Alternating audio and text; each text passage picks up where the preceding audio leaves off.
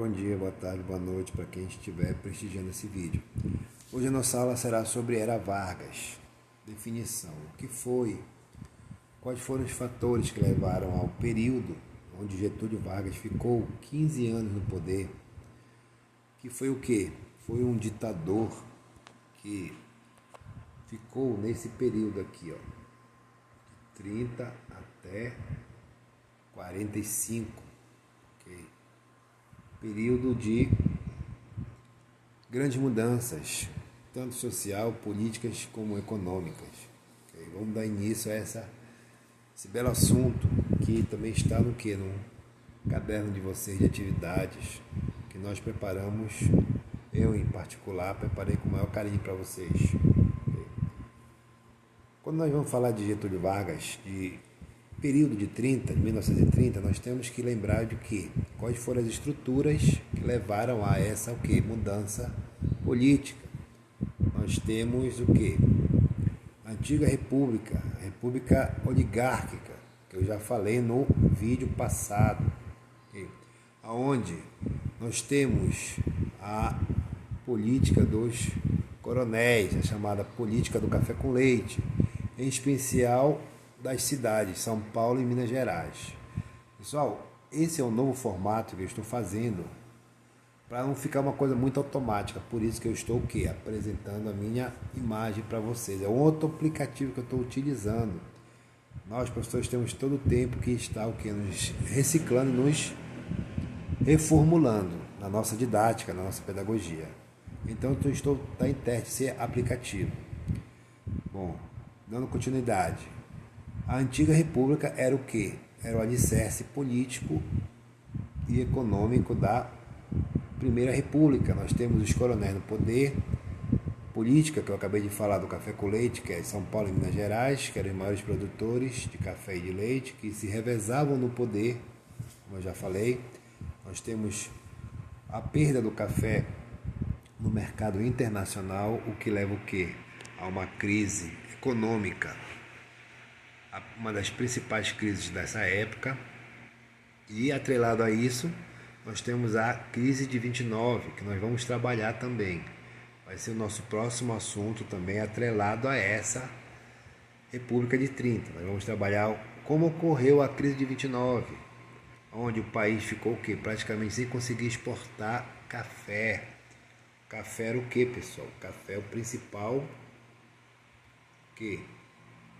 Café é o principal pessoal? Como eu posso falar?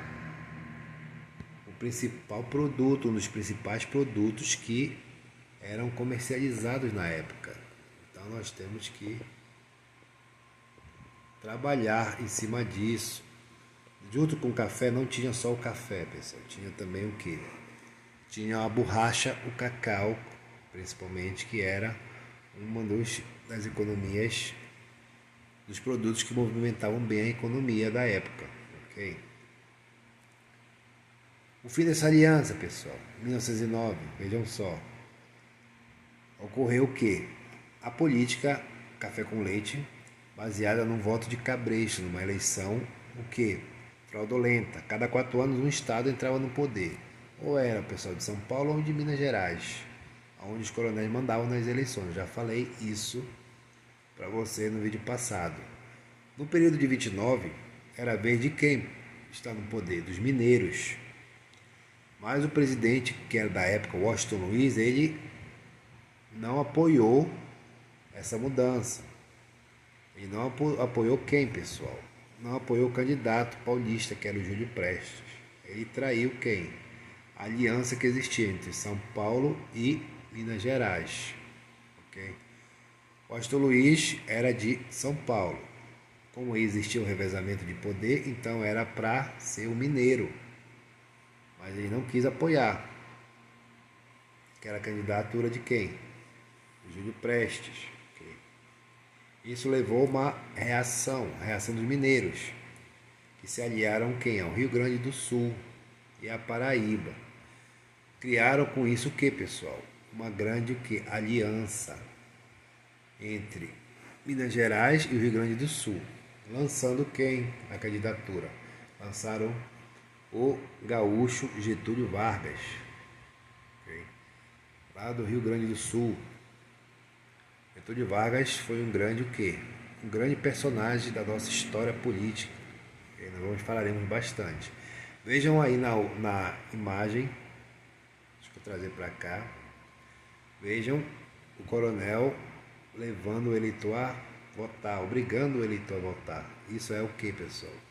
É o chamado voto de cabresto, aonde o eleitor era obrigado a votar. Caso não votasse no candidato do coronel, ele era o quê?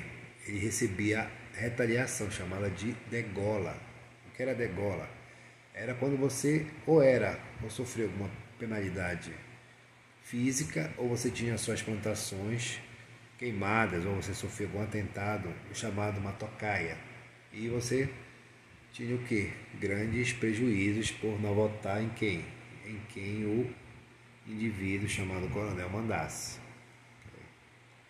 Vejam só a eleição de 1930 da época. De um lado nós temos Júlio Prestes, que tinha o slogan: vote Júlio Prestes e Vital Soares. E do outro lado nós temos Getúlio Vargas, que era apoiado pela chamada Aliança Liberal. Ok? De um lado, os paulistas vencem. Na prática, era para ser o Júlio Prestes, que era para ser o novo presidente. Do outro lado, nós temos Getúlio Vargas. Aconteceu um imprevisto, pessoal. João Pessoa é assassinado. João Pessoa era uma pessoa importante também desse cenário político da época. Ele é assassinado. Então a Aliança Liberal culpa quem? Os políticos paulistas. Mas isso nada mais foi do que o quê? Do que uma jogada política para colocar o Getúlio Vargas no poder, anulando de maneira jurídica o quê? A eleição que deixava o Júlio Prestes como presidente. Okay? Junto a isso nós temos o quê? O exército se movimentando, fazendo contestação. Outros estados, outros exércitos de outros estados se juntam ao exército para tentar o quê? Tomar o poder. O país nesse período passa por uma estabilidade política grande. Por que ocorreu isso? Porque o vice do Getúlio Vargas, o vice-presidente, na chapa do Getúlio Vargas era o João Pessoa. Ele foi assassinado e jogaram a culpa em quem? Em Júlio Prestes, nos políticos paulistas. Okay? Isso gerou uma grande satisfação, o que consequentemente abriu brecha para Getúlio Vargas e querer questionar o que? O político, a presidência, melhor dizendo. Vejam só, na época, vou virar aqui, Getúlio Vargas pedindo a cadeira da presidência, uma charge da época questionando. Vejam só, Getúlio Vargas. O que ocorreu? O exército marchou em direção à capital do Rio de Janeiro e ameaçou bombardeá-la caso o Carlos Prestes fosse o quê? Fosse empossado. Quem era na época o presidente? Washington Luiz. Ele não aguentou a pressão, porque todos esses problemas ocorreram devido a ele não ter continuado com o pacto do café com leite, né? Então ele foi o que? Pressionado a sair do poder. Foi o que ocorreu. O exército, junto com Getúlio Vargas, com a Aliança Liberal, pressionaram e o Washington Luiz saiu do poder, tirado do poder.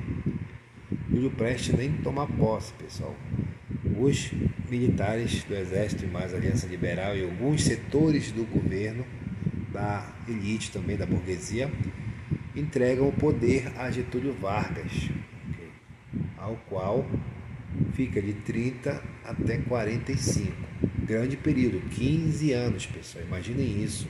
Uma ditadura, melhor dizendo. Quais as principais características do governo de Getúlio Vargas? Bom, pessoal, Getúlio Vargas, ele assume o poder. Vejam só a crítica da época. Ele rasgou a Constituição. Por que ele rasgou a Constituição? Porque a primeira coisa que ele faz é apresentar o seu governo de características autoritárias, de características fascistas. Não abertamente logo no período de 30, mas que se estendeu para o resto dos outros anos que ele ficou no governo. O que ocorreu? Logo quando ele assumiu o poder, quem fizesse oposição a ele, ele retaliava. Ele fazia o quê? Ele fazia o que ele achava melhor para não ter o que? Oposição. E uma das coisas, dos pontos negativos que ele fez foi fechar o Congresso Nacional. Ou seja, não teria deputados para se opor o que ele decidisse. Centralizou o poder em suas mãos. Ele queria ser um ditador, ele queria ser um soberano. Só ele manda, só ele comanda o país e acabou-se. A Constituição do país da época ela foi suspensa, pessoal. Os militares ganharam mais poder, mais espaço na sociedade, na mídia em geral. Ajudavam quem? Getúlio Vargas a manter a ordem. Agora, um dos pontos positivos, foi criado o Ministério do Trabalho e o Ministério da Educação nesse período também. Se hoje em dia nós temos férias e alguns direitos trabalhistas, é graças a quem? Graças ao governo de Getúlio Vargas. Mas a muito custo também nós tivemos muitos pontos negativos, muitas coisas errôneas, erradas que não deveriam ter. Vejam só. Revolta Constitucionalista de São Paulo, 1932. Vejam o cartaz da época. Consulte a sua consciência. Você tem um dever a cumprir. Consulte a sua consciência. O que é esse MMDC, pessoal? Nesse período ocorreram várias revoltas, vários movimentos contra o governo de São Paulo. Okay? Aí fica a questão, São Paulo entra em guerra contra o Brasil. Por quê? Pessoal, a sociedade, assim como o exército, estavam já cansados de quê? Estavam cansados do poder das oligarquias. Ok? Estavam muito cansados desse revezamento de poder, onde só a elite mandava, só a oligarquia. Eu já falei para vocês que oligarquia significa, numa linguagem literal, governo de poucos. Okay. O que eles exigiam? Exigiam o retorno do país à normalidade, pessoal. Uma normalidade democrática que não estava sendo colocada em prática devido a Getúlio Vargas querer o quê? Concentrar o poder em suas mãos. Okay. Mas também queriam o quê?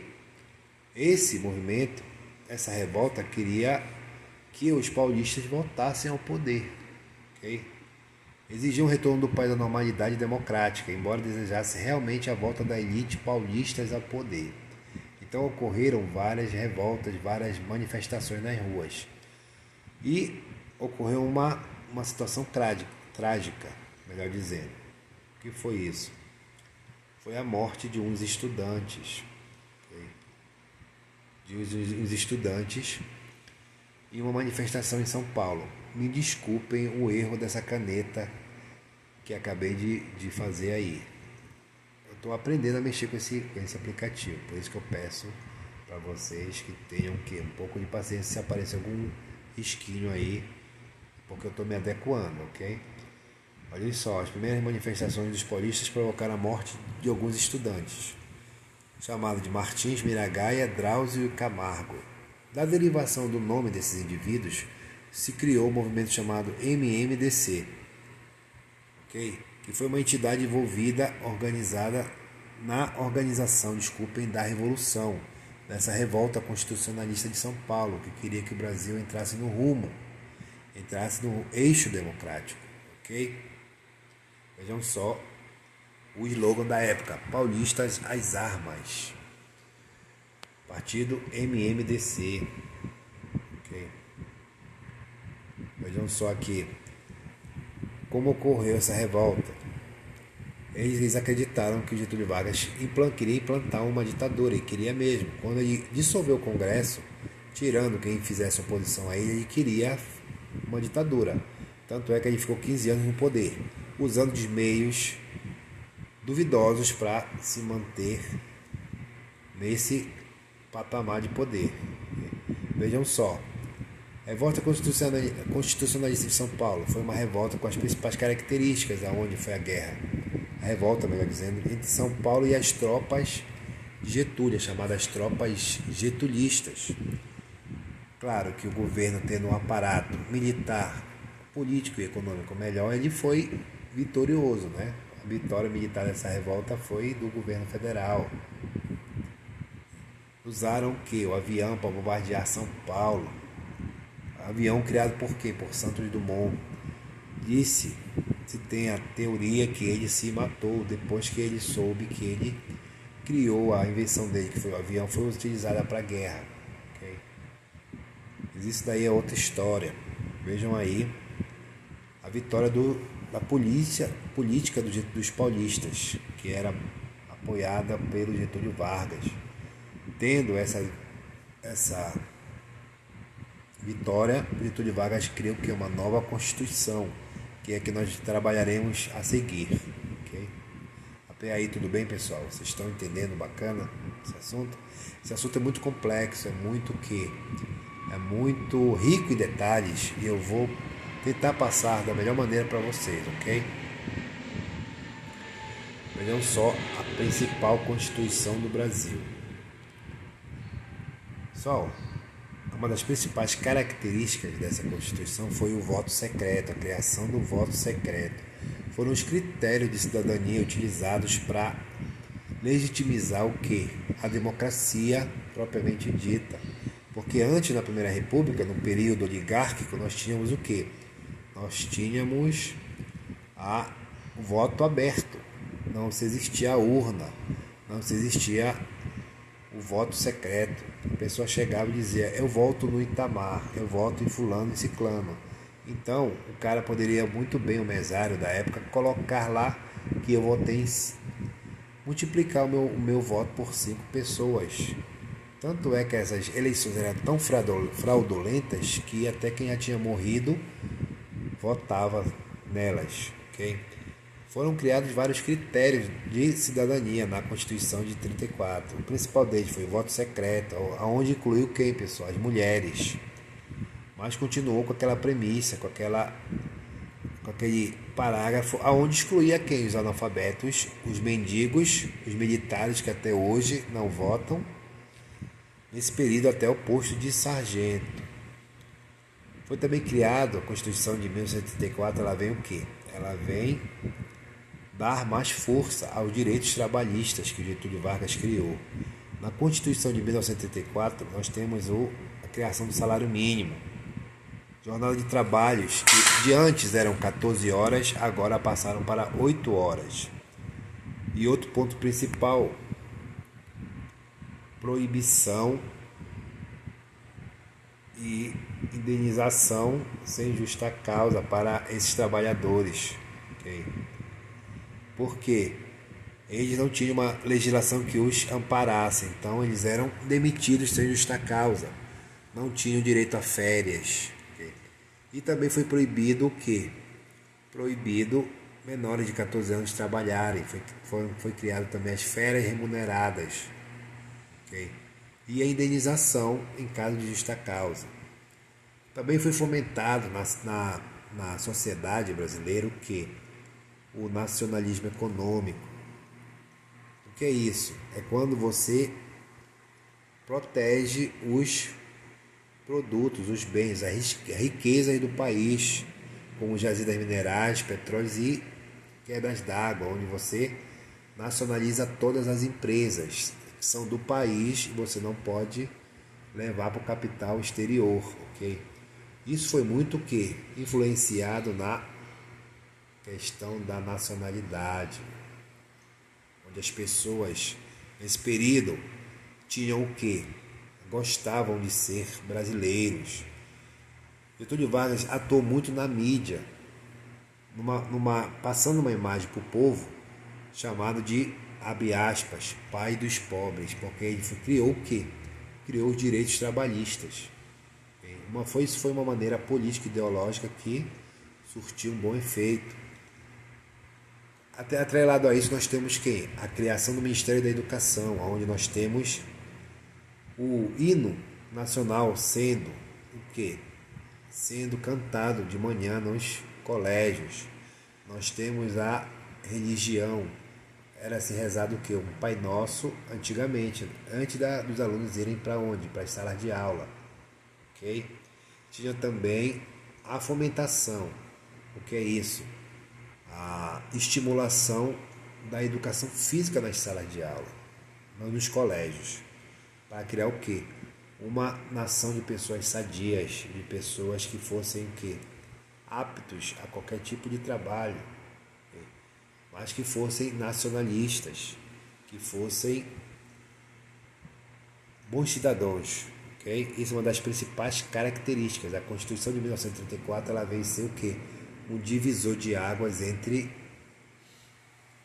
a antiga república de oligarquia e essa nova república dito que autoritária, ok? Aí tudo bem? Essa Constituição de 84, ela tem o que, pessoal? Ela tem primeiramente um caráter liberal, o que? Progressista. Por que liberal e progressista? Porque ela o que? Pessoalmente aqui. Ela auxiliou na construção da popularidade da figura política de Vargas e ela foi uma constituição chamada de Constituição influenciada por quem, pessoal? A Constituição alemã, influenciada pela Constituição alemã da época. Getúlio Vargas tinha o quê? Uma afinidade com a Alemanha devido ao seu governo autoritário, governo fascista, que eu vou explicar o que é fascismo mais na frente, mais nas outras aulas. Ok? Essa Constituição teve como causa imediata a Revolta Paulista de 32, que tinha como uma de suas reivindicações uma nova Carta Magna. Carta Magna é uma nova Constituição. Okay? Isso levou o quê? Caracterizou-se pelas leis trabalhistas, os direitos democráticos, nacionalismo econômico, que eu acabei de explicar nos slides passados. Entretanto, abrindo um parênteses, todavia, porém, essa tentativa de construir uma democracia com bases sólidas não foi eficiente, visto que após 3 anos foi dado o golpe do Estado Novo.